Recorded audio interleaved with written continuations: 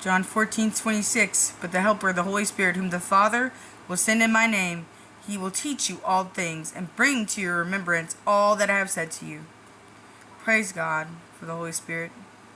Praise him for the Helper who guides us into all truth. That we are never alone. That we will always have guidance. Even when the enemy puts all his flaming arrows at us, we stand firm in the Lord. For we have the Helper to comfort us, to bring us wisdom, understanding, love, generosity. Bring us into a charitable mindset. Bring us into a experience that no other can do.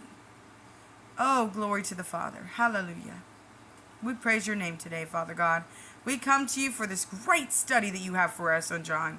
Hallelujah. Thank you, Jesus. Thank you, Jesus. And that goes on into John 14:6.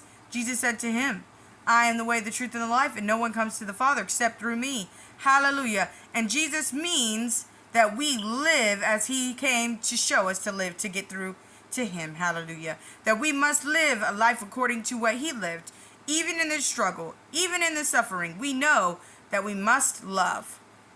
Always be abiding in love and truth. Because that is the way to the Father's heart, is in love, truth, accepting of criticism, willingness to change your mindset, bring yourself back to an understanding of him, and never falling so far away that God can't save you. Because God can save you no matter how far you go, no matter how lost you become. God is sovereign. God is good. And he will never leave you nor forsake you, as it is written. And I don't care what these prophecy believers do and say, they're wrong. When they say God can't forgive you, they're wrong. Do you know why the people that take the mark of the beast are not forgiven? Does anybody know why that is? Because they did not repent. It literally says that they would not repent and give God glory. So God poured out his wrath and his judgments upon them. Because they would not give God glory, acknowledgement, recognition. They would not turn their hearts back to him. They would not respect his children, respect his prophets. They were just disregarding who God was, and that they felt like they were him, yet they are not. And that is why those people that were once believers or non-believers are cursed with all those plagues, because they did not want to do the truth. They did not want to accept the truth. They hated the truth.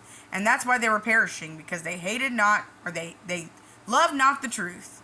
They loved a lie, and they were deceived by the lie. And then they became angry and enraged with those that believed the truth. And they could not handle being deceived or lied to, or even threatened. They felt like they were threatened. And so they felt like they had to fight back in the dirtiest ways possible. That's what those people that did not believe or were once believers felt like in Revelation.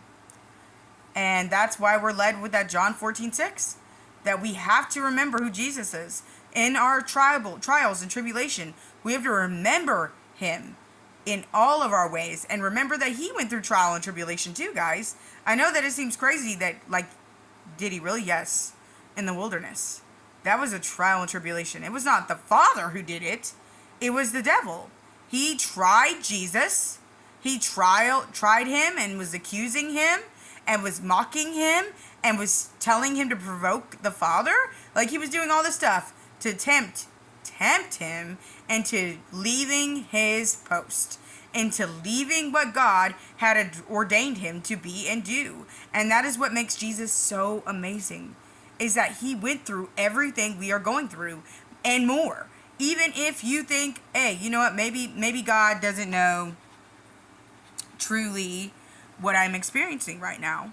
Maybe he doesn't know how I feel. Maybe he doesn't know I'm sick, I'm hurting, I'm poor, I'm unwealthy, I'm starving, right? But that's not true, babies. Jesus loves you, and he does know. He really does. And that's why we're going to go to John 16:13, okay? When the Spirit of truth comes, he will guide you into all the truth. For he will not speak on his own authority, but whatever he hears he will speak, and he will declare to you the things that are to come. The revelation, future, present, past. Isn't that wild?